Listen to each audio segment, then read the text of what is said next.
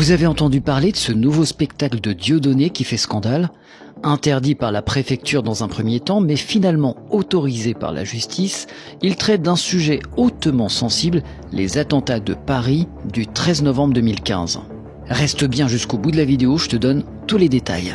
Dieudonné Mbala Mbala, véritable humoriste de génie pour les uns, polémiste pour les autres, affirme s'être inspiré d'échanges avec Salah Abdeslam, le principal accusé des attentats de Paris.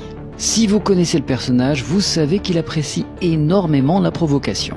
Ce spectacle, intitulé Vendredi 13, devait être interdit pour risque de troubles à l'ordre public. Comme d'habitude d'ailleurs avec Dieudonné, les préfectures et les mairies préférant stopper le spectacle a priori sans connaître le contenu du spectacle. Mais le tribunal administratif de Paris en a décidé autrement, estimant que ces risques n'étaient pas prouvés.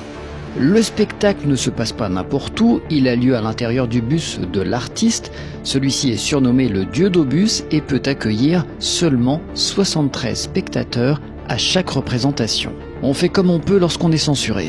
Malgré les multiples condamnations de l'humoriste, celui-ci se dit déterminé à continuer.